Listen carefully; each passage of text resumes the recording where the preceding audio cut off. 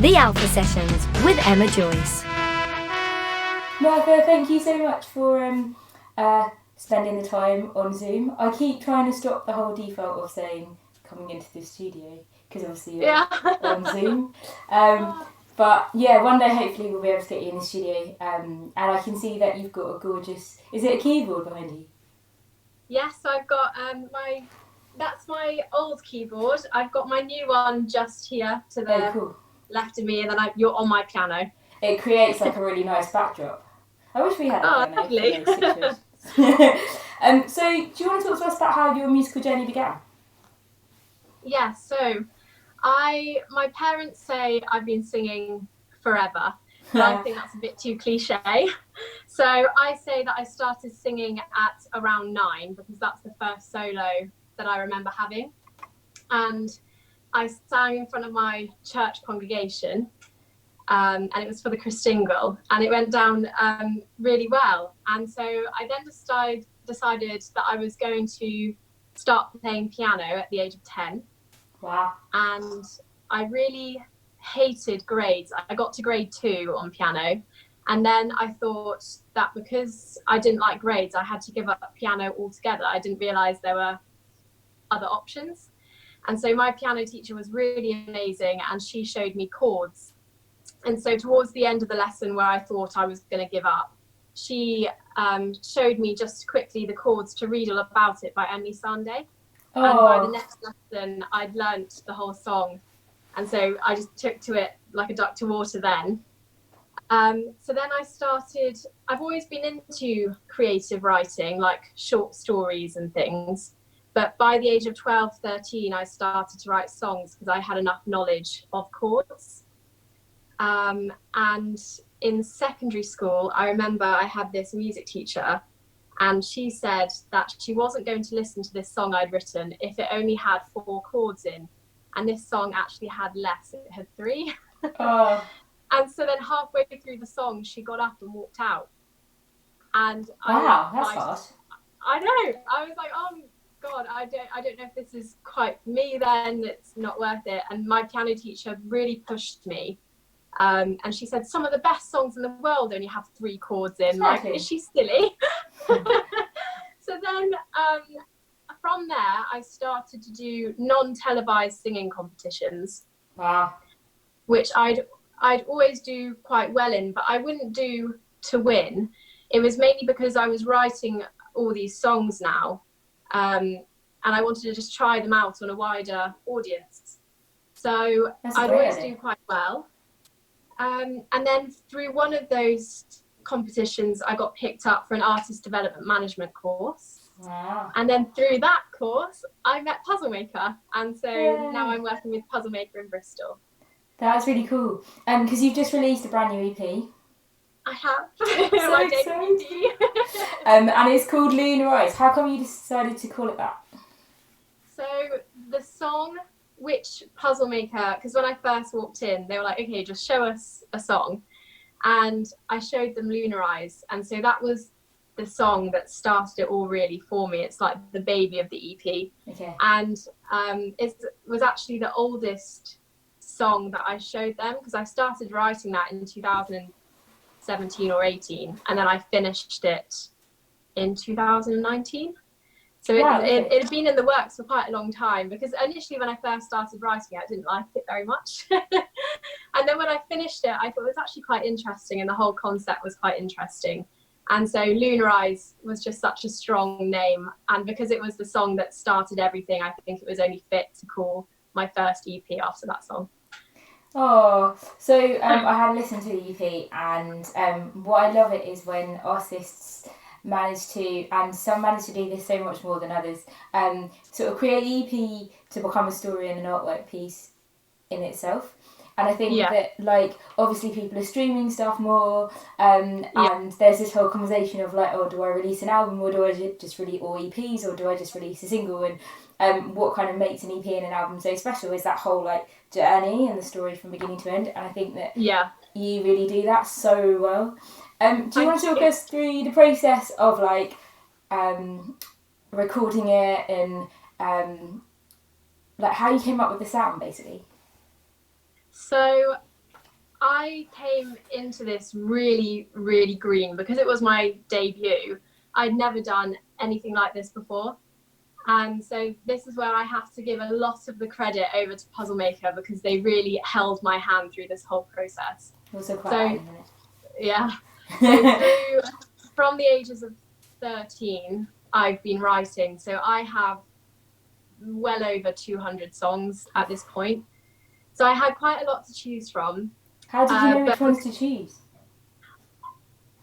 I get this feeling because I have so many songs, you can really see the development from when I started to the stage I'm at now. Okay. And so when I first started writing, I might only have 3 chords in the song. And then as I've grown older and I've developed more and my playing's developed more, I might have towards 6 or 7 or different variations as I play. And but then my storytelling has developed and the themes have developed.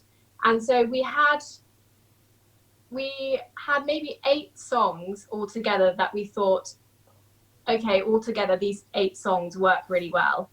But then when we narrowed it down to our favourites out of the 8 songs, there's one song actually that didn't make it onto the EP, which I might keep for the second EP. I feel like that's a tease. Oh, a little tease there. But you sort of just can hear what goes well together and what doesn't. And so you obviously then start making the demos and you think, oh, we have a really good feeling about this song. Or like when we did the demo for the one and we finished it, because for me it was so surreal going from just playing in my music room on my piano to then being in a studio and hearing this whole composition come together and really fill out with some strings on top and some guitar and everything else. And I just got emotional and I was like, oh. When that happens, you can't not have that song on the EP. Was it a bit overwhelming? Really overwhelming at points. And even on like the bad days as well, because you go in and you're so passionate about what you're doing, and if something's not going right or you really want the best for the song and it's not sounding the way you'd like it to. For me, because it was my heart and soul is in this EP. I really wanted everything to go well. There were some days where it just wasn't happening, and it's overwhelming because it's an experience you've never gone through before, and it's a massive learning curve. And now that I've done it once, I think I'd be able to combat some of those challenges a bit easier the second time around, definitely.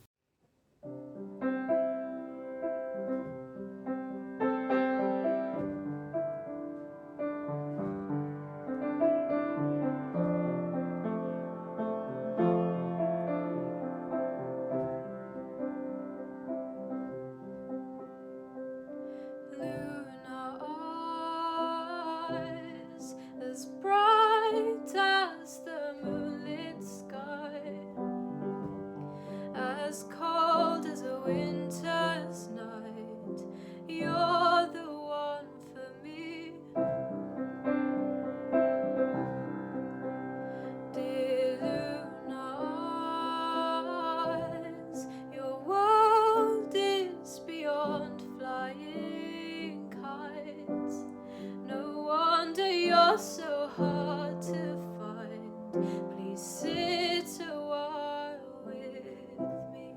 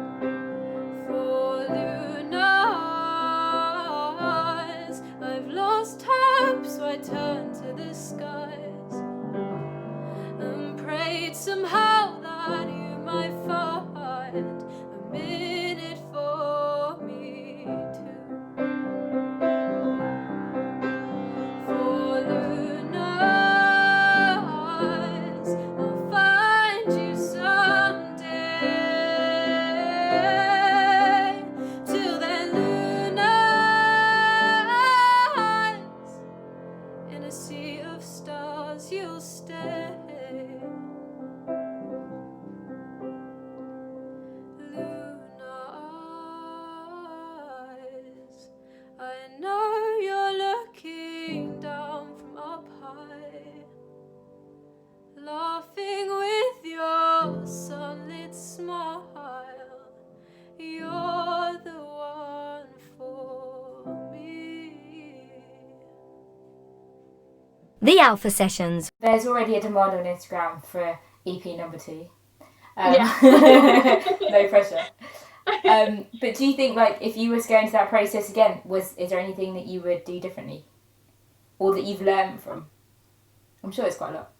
Yeah, the whole thing is just a learning curve. I think the thing I've learned at this point is to sort of just trust the process, because I'm such a perfectionist as a person. And I also like to do art, like literal fine art, in my spare time. I like to spend hours on my pieces. I think at this point, I know that Puzzle Maker who record with me really know what sound we're now going for. I think that was also the thing is, we didn't quite know how to challenge, because I have an image, you have a sound that goes with it. You want everything to be moving off in the same direction, and I think that's what this first EP has done for me. Okay. So then for the next time that we go in, we already have a game plan. We already know what I want to sound like, what I want to go with, what instruments I like in the background, what instruments I don't like in the background. And then because we've already done that first big push of development, I'm so excited for the next bit of development and what else we can channel and discover through my music for the next EP. I feel like there's a level of expectation now already. Oh, say that. You obviously just released it like a couple of weeks ago, the first EP. Was it affected by all the COVID-19 and lockdown stuff that's been happening, or was it always the plan to release it around then? I think the only thing that nearly affected it was, and rightfully so, the Black Lives Matter movement, when that all happened, because that was happening the same week as my single. Okay. And out of respect, we didn't quite know how to manage that. Sure. But I think the song actually came about as a bit of hope and a bit of refuge from the world that was what was happening in the world right now for my fans and my listeners and supporters. Yeah. So that was received really well, and I'm really grateful for that. But COVID, it's been the whole thing's been a learning curve for me, because it was my debut. I don't have another EP to go off to know how it would have been if I had been able to go out and gig, if I had been able to do festivals. So I've really jumped on board with doing lives for other pages. Yeah. When you say lives, just to clarify, you mean like live streams? Yeah, live streams. Yeah, cool. And then also like stories on Instagram. Everyone loves those and they can be really interactive. So just making sure I'm doing something every single day over the internet so that people can follow the journey has been really important.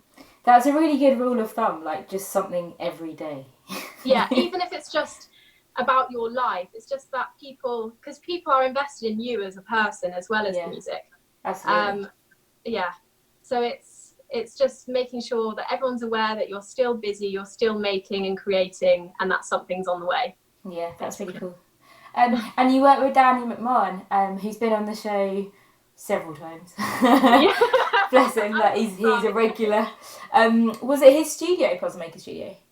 Yes, him and cool. Andrea. Yeah, cool. Nice. So did he work on the record himself? Yes, so nice. He works quite closely with me because my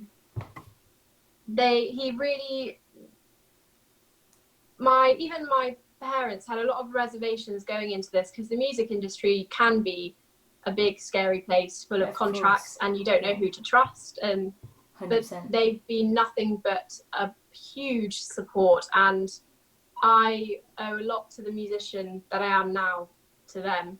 Oh, that's so nice. They've instilled so much confidence, and they really know what sound I'm going for. And Danny in his own right is a country artist, but he can really take away what he would want to hear for himself and really invest himself into what I want to have for myself, which has been a massive help. And he also, before lockdown happened, he would come over to my house, and weekly I'd play these, because weekly I'm writing songs. I could write maybe 3 a week. Wow. And so he'd like come round. I know. He'd come round and I'd play through these songs with him, and then even vocally, if I was struggling with something vocally, like I wanted my upper range to sound stronger with this song and I couldn't quite do it by myself, he'd be able to show me some techniques, and yeah, he's really good. That's so nice. I asked Danny this question when he came in, and I think for any musician that is recording stuff quite fresh or is a producer and they say they're a perfectionist, like at what point do you know when to stop tinkering? I think at this point, to begin with, the stop button was quite hard to find. Yeah. Because we were still discovering what we wanted the sound to be like. Okay. And so at that point, you could add so many things to that song and it could not stop. But I think now we know that we want the strings in. Really, my music really lends itself to having a big band behind me. So now we always try and implement that. And we ended up recording a lot of the songs in London in this massive church with a grand piano in, and I had Tyler Spicer on the bass, and then we also had a violinist in called Marta. So that was a really good experience. And I think once we had that as a base for the actual EP, everything else just sort of fell on top quite easily. And you get this feeling and you can hear it and you're like, we've hit the nail on the head now. We can move on to the next one. Cool. You've also had some great airplay on BBC Introducing, and you've done interviews on like BBC Radio Bristol and stuff. Was that quite nerve-wracking? Was that your first one? So my first interview with BBC Bristol was for the release of Her Name's December, and I was so nervous. And I was so nervous because my friends and family were so excited for me. Yeah, and I knew that they were going to be listening, and I was just like, oh no. And so on my first interview, he would ask me some questions, and I would just be like, whereas I did an interview with him quite recently, Martin from BBC Radio Bristol. I did it on the 25th, and I went on for like maybe 20 minutes. It was just non-stop talking, and so already in that short space of time you can see development in confidence. So yeah, definitely.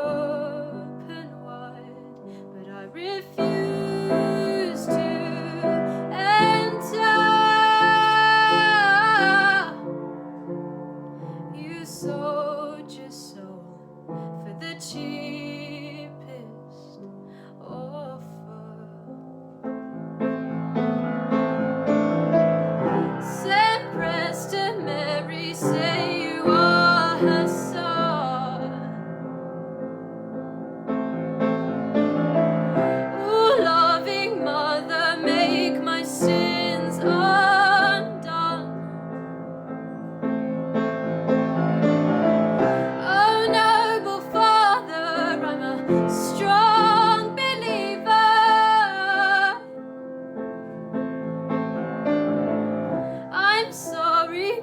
you made a choice to meet her. You walk a path along a hill to the burning mountain. My room's up there, door open wide, but I refuse to enter. You sold your soul to the lowest bidder. You broke every piece, boy, when you said her name instead of mine. It hurt more when you tried to hide and wipe the tears away from my eyes. You broke every piece, boy, when you said her name instead of mine. It hurt more when you tried to lie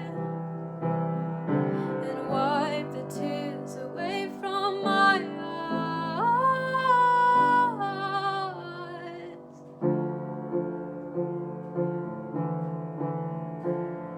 You walk a path along a hill to the burning mountain. My room's up there, door open wide, but I refuse to enter. You sold your soul for the cheapest offer. You sold your soul to the lowest bidder. The Alpha Sessions with Emma Joyce. Wanted to chat about music and lockdown, because everyone's experience has been like slightly different, and obviously it's being released slightly now, but I know that music, obviously for musicians, but for a lot of people has been a key part in getting people through. Have you been listening to anything specific? What kind of music are you into generally? I listen to specifically singer-songwriter and quite melodramatic music. But that being It's an said, interesting word for it. that being said, I have been listening to a lot of Harry Styles. Oh, okay, that wasn't what I thought you were going to come up with. No, I think maybe as a result of TikTok. Cool, yeah. But I never listened to One Direction. I was never one for Justin Bieber or anything like that. I never jumped on that bandwagon. But his newer album, he really has done something quite different with it, and I've enjoyed covering a few of his songs in my own way, and that gave me something different to do while I had time to maybe discover something different. Okay. But in my own time, I've been writing quite a lot, because I know lots of musicians really struggled during lockdown to write. Do you feel like there was pressure to be creative because there was all that free time? Yes. And I think people day to day especially think musicians have things quite easy anyway, because their job is to go and sing to people. And it's not like people who have to go work in offices and things. But with musicians, there's never an off button. You can always be doing something. Yeah. And so I think a lot of people have struggled because the industry then moved to the internet. You can always be on that phone and always be checking the numbers, the comments, everything. And so I've spoken to a lot of people, because a lot of people follow me on Instagram for my songwriting. And so I've found it quite easy, because I'm happiest and I find it easiest to write when I'm in my town, surrounded by my family. And that's where I've been. Yeah. So, but I know a lot of other people have found the stress and just the cloud that has basically been over us for 4 months has really dimmed their inspiration and motivation. And when day to day, if you wake up and you're not feeling yourself, the last thing you want to do is try and write a happy song for other people. It doesn't quite work that way. So yeah. And where do you get the inspiration for your songs from? So this really changes. Sometimes, like Lunar Eyes, the inspiration for Lunar Eyes is when I'm sat in my bed and I'm thinking through things or mulling things over. I like to talk out loud sometimes. Okay. And I like to look at the moon as a focus and a focal point, and be it my conscience or religion, I like to think it's something, not just the moon. I like to think that it's being heard, my complaints are being heard Your woes by someone. Yeah. And so I thought that was quite interesting, and I know a lot of people have sort of like affiliations with the moon, and so I wanted to write a song about this, and so I created this unrequited friendship almost between the moon and myself, and how much he helps me, but he's so far away and it's so unattainable. Oh, that's so and nice. I thought that was quite interesting. Yeah. So I like to do a lot of stories. I like to personify things and give things metaphors, but I also really like to play on quotes. Yeah. So with Her Name's December,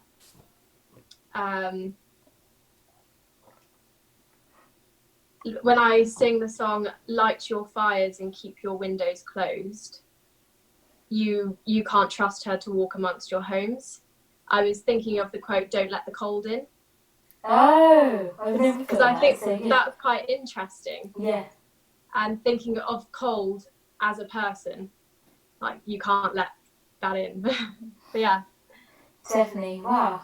That's so like, it's so weird how when you say it like that, it's quite obvious and like it feels really like, oh yeah, of course it's like that. Oh, yeah. But when you hear it in the song, like it doesn't, the two don't really come together. Do you know what I mean? Yeah.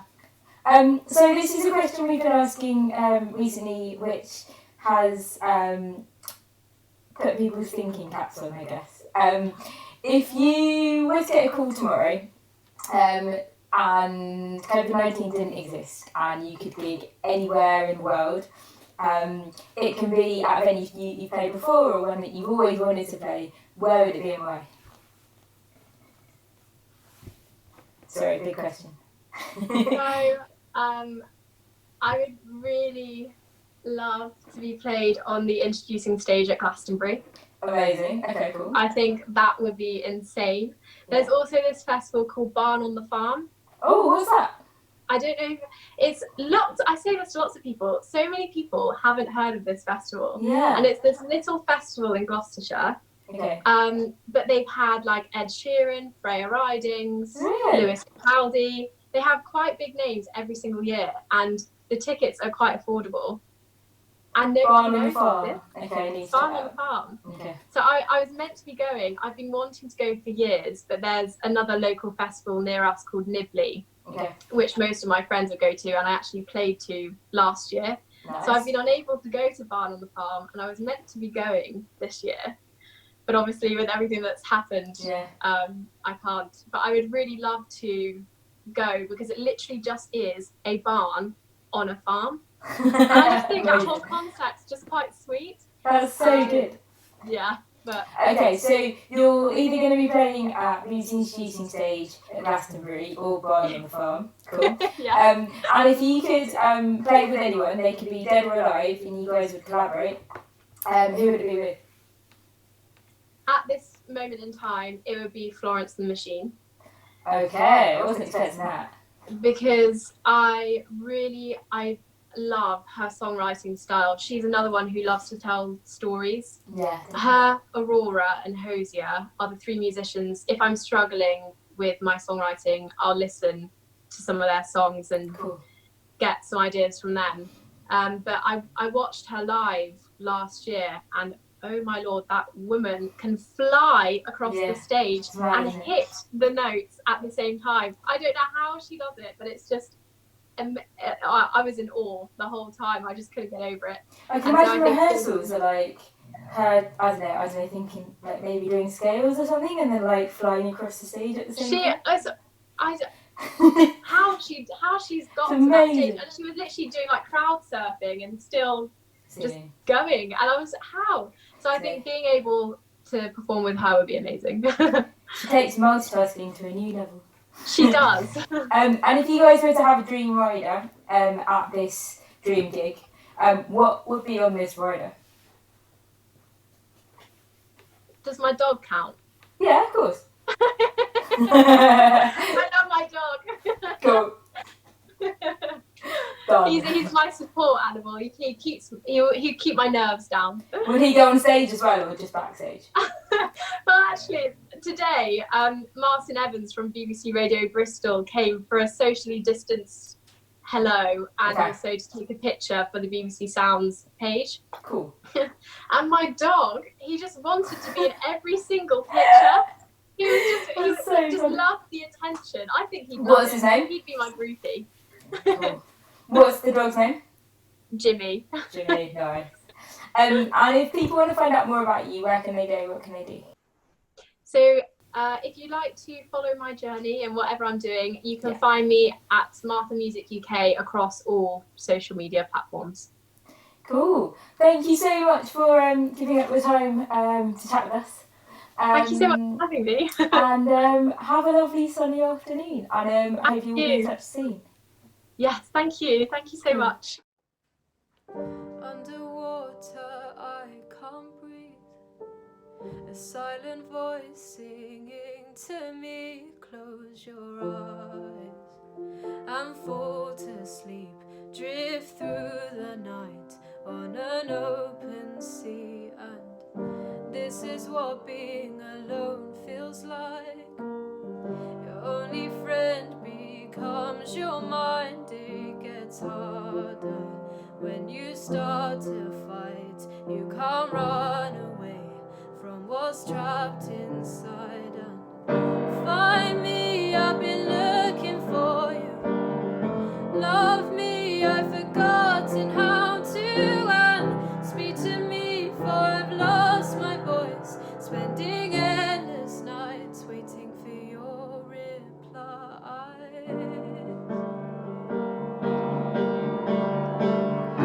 Chasing storms, playing with fire. The lightning strikes are growing higher. It's dangerous, fighting back the flames.